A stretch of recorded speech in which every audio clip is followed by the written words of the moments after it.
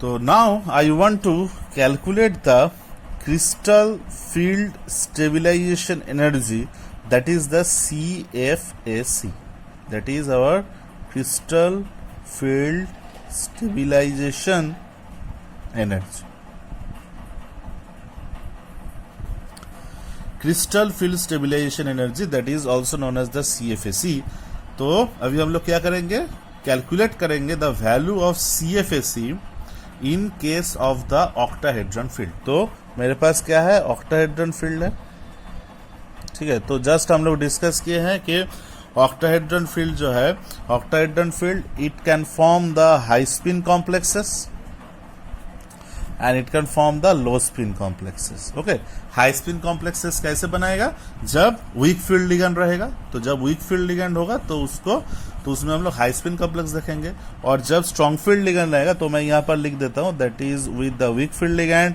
And low spin complexes कैसे बनाएगा, जब यहां पर रहेगा कोई स्ट्रॉन्ग फील्ड लिगेंड, जैसे CO, CN minus, this are the strong field ligand.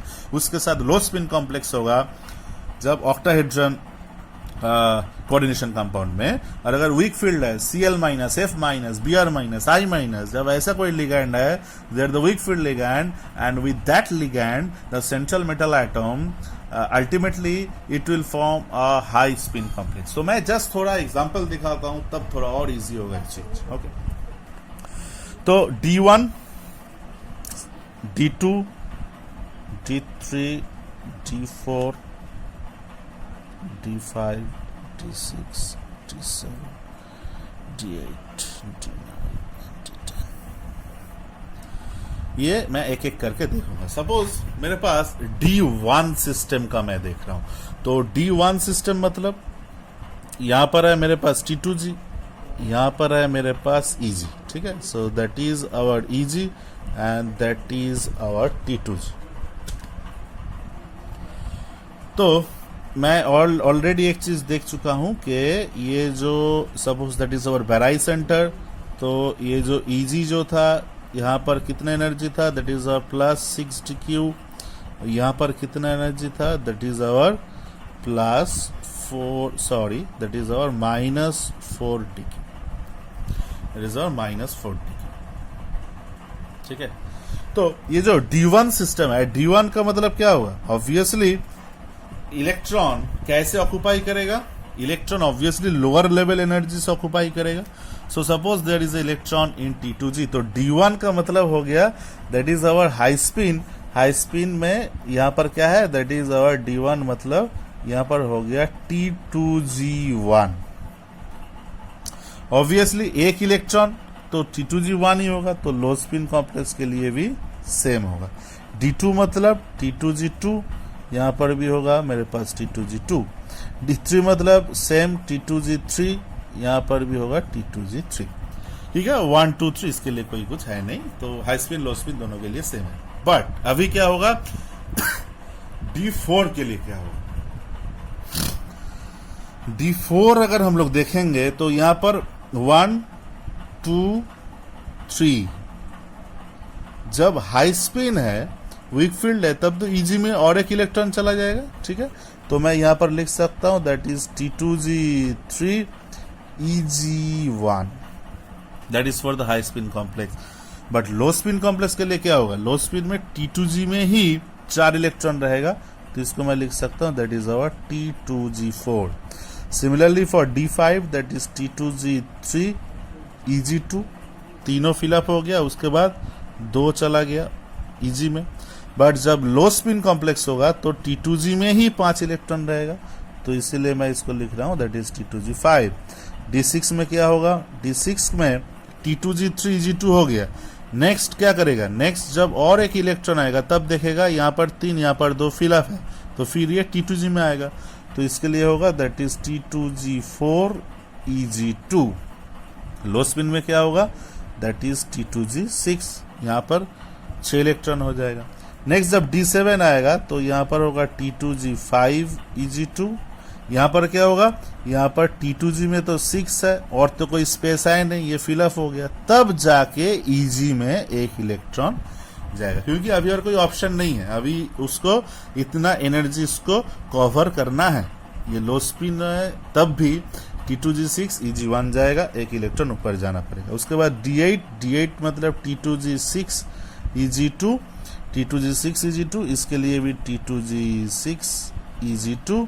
D9 system T2G6 EG3, इसके लिए भी T2G6 EG3। Next T2G6 EG4, इसके लिए भी T2G6 EG4। तो लास्ट का जो D8 D9 D10 है ये दोनों के लिए सेम है, और फास्ट का जो D1 D2 D3 ये भी सेम है। जस्ट चेंज कहां पर है? D4 D5 D6 D7। इसमें हाई स्पिन और लो स्पिन का जो इलेक्ट्रॉनिक जो कॉन्फ़िगरेशन है ये हम लोग देख रहे हैं कि ये चेंज है, बाकी सेम। तो अभी हम लोग क्या करेंगे, अभी हम लोग एक काम करते हैं कि इसका CFAC कितना हो रहा है इसको हम लोग देखें। CFAC का मतलब क्या है? That is a crystal field stabilisation energy. मतलब जस्ट यहाँ पर अभी हम लोग एनर्जी वैल्यू को पुट करेंगे। तो T2G for suppose D1, T2G1 एक इलेक्ट्रॉन है, एक इलेक्ट्रॉन अगर है तो इसमें क्या है? -4 DQ है, ये जो डिस्टेंस है, तो इसका एनर्जी कितना है? -4 DQ। तो जस्ट मैं लिखूंगा that is -4 DQ। So that is the value of CFAC। यहां भी सेम होगा, दैट इज -4 DQ। अगर T2G में 2 इलेक्ट्रॉन रहेगा तो -4 DQ into 2, that means -8 DQ। यहां पर क्या होगा? यहां पर भी होगा -8 DQ। T2G में 3 इलेक्ट्रॉन्स है तो -4 DQ into 3, that means -12 DQ। यहां भी होगा मेरे पास -12 DQ। अभी चेंजेस स्टार्ट, क्योंकि अभी मैं जा रहा हूं that is our D4 system. जब मैं D4 सिस्टम में जाऊंगा तो D4 सिस्टम में क्या होगा? T2G3 EG1, तो T2G3 के लिए कितना एनर्जी है? -12 EG के लिए कितना है? 1 है तो +6, तो -12 +6 मतलब -6 DQ। Okay, is it okay? T2G3 मतलब -12, EG में 1 है, +6 कितना हो गया? -12 +6 मतलब -6 DQ। अभी T2G4 इसके लिए कितना होगा? T2G4 मतलब T2G में ही 4 है तो -4 इंटू 4 मतलब -16 DQ। See the change here, -6 DQ here -16 DQ। Obviously there is a change. Next D5 में क्या है? T2G में 3 है, कितना एनर्जी? -4 इंटू 3 -12। EG में 2 है, +6 इंटू 2 12, कितना हो गया? That is 0। D5 high spin, that is 0 energy. But यहां पर T2G5 है, T2G5 मतलब 3 4 5 मतलब -4 DQ इंटू 5 कितना हो गया? That is -20 DQ। That is -20 DQ। Next T2G4 EG2 मतलब T2G4 4 इंटू -4 कितना हो रहा है? -16। EG में 2 है तो 12 हो गया, प्लस तो कितना हो गया? That is -4 DQ। T2G6 है, -4 करके कितना हो गया? -24 DQ। ठीक है। नेक्स्ट अवर D7 सिस्टम मतलब T2G5 EG2, that is our T2G5 EG2। तो T2G5 EG2 का मतलब 5 है, -4 इंटू 5 कर लो, कितना आ रहा है? -4 5 करके -20। EG में 2 है तो 6 इंटू 2 12, कितना हो गया? -8 DQ। यहां पर कितना होगा? T2G6 -24 T2G6 मतलब -24, EG में 1 -24 +6 -24 +6 मतलब -18 DQ। नेक्स्ट T2G6 EG2 मतलब -24 EG में 2 है तो 6 2 12, इसका मतलब -12 DQ। यहां पर T2G6 मतलब -24 4 इंटू 6 -24, और यहां पर 6 इंटू 2 EG में 2 है तो 6 इंटू 2 मतलब यहां पर कितना हो गया? -12 DQ। Next is our D9 में T2G6 EG3 तो 6 इंटू -4 दैट इज अवर 24 हो गया, और EG में 6 3 18, 3 है 6 करके 18 कितना हो गया, दैट इज आवर -6 और यहाँ पर T2G6 EG3, T2G6 मतलब -24 EG3 मतलब 6 3 18 तो कितना हो गया, दैट इज आवर -6 और D10 सिस्टम में T2G6 EG4 तो T2G6 6 4 24 4 6 24 दैट इज आवर 0, इसमें भी इसका वैल्यू कितना हो गया, दैट इज आवर 0। तो हम लोग क्या देख रहे हैं, ये हम लोग जो लिखे हैं that is actually the CFAC मतलब क्रिस्टल फील्ड स्टेबलाइजेशन एनर्जी, मतलब मेटल जो सेंट्रल मेटल एटम था जो कोऑर्डिनेट कॉम्प्लेक्स का मेन सेंटर में है, that is the metal atom और आयन, उसके अंदर कितना इलेक्ट्रॉन है, उस इलेक्ट्रॉन को हम लोग T2G और EG ये दोनों एनर्जी लेवल में पुट किए, ठीक है। तो जब लिगैंड का इन्फ्लुएंस आएगा, उस लिगैंड का इन्फ्लुएंस के हिसाब से ये इलेक्ट्रॉन का ऑक्युपाइंग जो एबिलिटी है ये भी चेंज होगा, ठीक ना, क्योंकि जब वीक फील्ड लिगैंड आ रहा है तो हम लोग क्या देख रहे हैं, तो हम लोग हाई स्पिन कॉम्प्लेक्स बना रहे हैं। हाई स्पिन कॉम्प्लेक्स मतलब number of unpaired electron increase कर रहा है। तो ऐसे करके हम लोग इलेक्ट्रॉन को फिलअप किए, इलेक्ट्रॉन को फिलअप करने के बाद उसका क्रिस्टल फील्ड स्टेबलाइजेशन एनर्जी मतलब उसका एनर्जी कितना आ रहा है, इसको हम लोग कैलकुलेट किए हैं।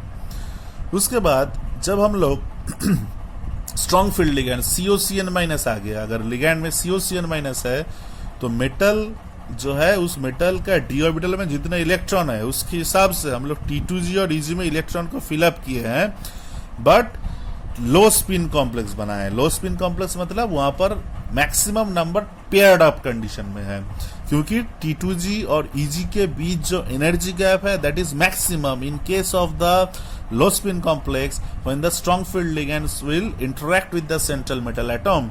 उसके हिसाब से हम लोग T2G और EG में इलेक्ट्रॉन को फिलअप किए और CFAC that is the crystal field stabilisation energy को हम लोग लिखे, ठीक है। तो यहां पर और एक चीज इज वेरी इंपॉर्टेंट, जब हम लोग यहां पर T2G3 EG1 कर रहे हैं तो यहां पर क्या है -6 T2G4 कर रहे हैं तो यहां पर एक इलेक्ट्रॉन पेयर्ड अप कंडीशन में है, यहां पर तो कोई इलेक्ट्रॉन पेयर्ड अप नहीं था, बट यहां पर मैं देख रहा हूं T2G4 जब मैं लिख रहा हूं तो T2G4 का मतलब हो गया 1 2 3 और एक इलेक्ट्रॉन पेयर्ड अप हो गया, ठीक ना, दैट इज अवर T2G4। तो जब ये इलेक्ट्रॉन पेयर्ड अप हो गया तो इसीलिए मैं यहां पर एक +P लिख रहा हूं। +P का मतलब that is the pairing energy, ठीक है, इसलिए मैं यहाँ पर +P लिखा हूं। जब T2G5 हो रहा है तो यहाँ पर और एक इलेक्ट्रॉन पेयर्ड अप होगा, ठीक है, तो इसलिए मैं यहाँ पर क्या लिख रहा हूं, दैट इज आवर 2P लिख रहा हूं, क्योंकि यहाँ पर एक पेयरिंग हो रहा है इसीलिए मैं 2P लिख रहा हूं। उसके बाद that is very important in case of D6 and D7, क्योंकि D6 में देखो T2G4 EG2, D6 में क्या हो रहा है, जब ये हाई स्पिन हो रहा है तब यहां पर एक पेयरिंग हो रहा है ना। T2G6 जब हम लोग देख रहे हैं तो T2G4 EG2 तो यहां पर एक पेयरिंग हो रहा है, और यहां पर T2G6 यहां पर कितना पेयरिंग है, यहां पर 3 पेयरिंग है ना, ठीक है। और एक बार ठीक से देख लो, जब हम लोग D6 की बात कर रहे हैं, D6 की जब बात कर रहे हैं तब क्या हो रहा है, T2G4 EG2, ठीक से ध्यान से 1 2 3 4 5 6 दैट इज हो गया for D6, that is for D6 high spin complex.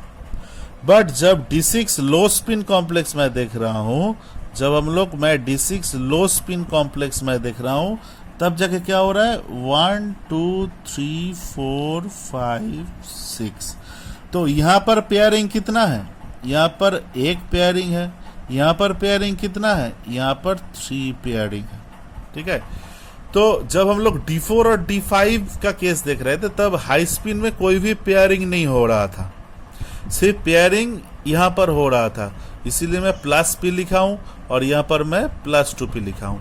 जब D6 में देख रहा हूं, D6 हाई स्पिन में एक पेयरिंग है, D6 लो स्पिन में 3 पेयरिंग है, इसीलिए D6 लो पेयरिंग में मैं यहां पर 3p नहीं लिखूंगा, मैं यहां पर 2p लिखूंगा, क्योंकि दैट इज द डिफरेंस। ये जो पेयरिंग जो मैं लिख रहा हूं, that is actually the difference in between the energies of high spin and low spin. ठीक है, तो यहां पर मैं एक 1p था, यहाँ पर 3p था, यहाँ पर इसका जो इसीलिए डिफरेंस कितना है 2p, इसीलिए मैं यहाँ पर 2p लिखा हूँ। ठीक है, यहाँ पर तो मुझे कुछ नहीं लिखना है, क्योंकि हाई स्पिन में कभी भी मैं पेयरिंग एनर्जी को मेंशन नहीं करूंगा। हाई स्पिन मतलब नो p, कोई भी पेयरिंग एनर्जी यहाँ पर मैं यूज नहीं करूंगा। लो स्पिन में मुझे पेयरिंग एनर्जी मेंशन करना है। ठीक है, फिर से ठीक से देख लो, D6 का केस जब हाई स्पिन था तब यहाँ पर एक पेयरिंग था, D6 का केस में जब लो स्पिन है तो यहाँ पर 3 पेयरिंग है, इसीलिए मुझे यहाँ पर 3p नहीं लिखना है, जो मैं D4 D5 में लिख रहा था। D4 D5 में p और 2p लिख दिया हूँ, बट यहाँ पर मुझे 3p लिखना था, बट मैं नहीं लिखा हूँ, क्योंकि यहाँ पर हाई स्पिन के केस में भी एक पेयरिंग आ गया है, इसीलिए मैं इस डिफरेंस को मेंशन किया हूँ, दैट इज आवर 2p। और D7 का केस में क्या हुआ, D7 वाला देख लो, D7 में T2G5 हो रहा है, तो यहाँ पर 2 पेयरिंग हो गया। ठीक है, यहाँ पर तो कोई पेयरिंग है नहीं, यहाँ पर 2 पेयरिंग है। T2G6 में 3 पेयरिंग है, तो यहाँ पर 2 पेयरिंग, यहाँ पर 3 पेयरिंग, तो इसीलिए इसका डिफरेंस कितना है, इसका डिफरेंस है ओनली p, इसलिए मैं जस्ट p लिखूंगा। ठीक है, उसके बाद तो D8 में भी T2G6 है, T2G6 है, यहाँ भी तीनों पेयरिंग है, यहाँ भी तीनों पेयरिंग है, इसलिए कोई भी पेयरिंग एनर्जी एक्सेस नहीं है, नहीं लिखना है। इसके बाद भी T2G6, T2G6, T2G6, तो यहाँ पर और कोई पेयरिंग नहीं है। तो ये जो 4 केस है, that is D4, D5, D6, D7, ये चारों केस में मुझे पेयरिंग एनर्जी को मेंशन करना है, बाकी कोई भी केस में मुझे पेयरिंग एनर्जी मेंशन नहीं करना है। और pairing energy only applicable for the low spin complexes, not for the high spin complexes. और एक इंपॉर्टेंट बात क्या मैं बताया कि ये जो D6 और D7 जो केस था, D6 और D7 केस में जो हाई स्पिन में T2G4 हो रहा है, D6 के में अगर देखूं तो T2G4, यहाँ पर एक पेयरिंग है, यहाँ पर 3 पेयरिंग है, तो माइनस करके 2p लिखा हूं। यहाँ पर T2G5 है तो 2 पेयरिंग है, T2G6 मतलब यहाँ पर कितना पेयरिंग है, 3 पेयरिंग है, तो यहाँ पर 2 पेयरिंग, यहाँ पर 3 पेयरिंग, इसीलिए जस्ट सिंगल p को लिखना है। ठीक है, तो इसीलिए D6 और D7 that is very very very important.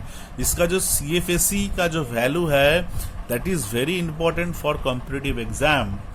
हाँ, क्योंकि यहाँ पर पेयरिंग एनर्जी जो है लो स्पिन के केस में, that is 2p and p, not 3p। Okay, ये यहाँ पर 3p नहीं है, क्योंकि दैट इज द डिफरेंस। तो जो मैं डिस्कस किया हूँ, that is the crystal field splitting in case of the octahedron coordination complex, and after that we have also explained the value of crystal field stabilization energy in case of the high spin complexes and the low spin complexes. That high spin and low spin, that 2 types of complexes came here due to the order of the field strength of the ligand. So if we choose the weak field ligand like Cl minus, Br minus, I minus, these are the weak field ligand, then it will form the high spin complexes. Okay, we have just discussed how the electrons will occupy in the T2G and EG level for the high spin complexes. Here we have written. And in case of the low spin complexes, here also we have explained how the electrons will occupy in the T2G and EG level for the low spin complexes. Then we have calculated the value of the CFSE, that is the crystal field stabilization energy for high spin and low spin complexes. In case of the high spin complexes, we have don't mention the value of the pairing energy, but in case of the low spin complex we have to mention the value of the pairing energy. तो हम लोग pairing energy we have also mentioned here. Main thing is you have to remember the D6 and D7 cases. D6 and D7 cases we can't write here 3. Here also 3. We have not written 3p, क्योंकि we have to see the differences of the pairing energy in between the high spin and the low spin complexes. In case of D6 and D7, we have written 2p and p, not 3p in the both cases of the CFAC in low spin complexes. ठीक है, 2p and p. So this is all about our octahedron complexes में CFT को हम लोग कैसे use करेंगे. Next class में हम लोग डिस्कस करेंगे कि टेट्राहेड्रल अगर मेरे पास कोई कोऑर्डिनेशन कॉम्प्लेक्स है तो उस टेट्राहेड्रल कोऑर्डिनेशन कॉम्प्लेक्स में CFT इसको हम लोग कैसे यूज करेंगे और उसका CFAC वैल्यू कैसे चेंज होगा. ठीक है, ओके, थैंक यू.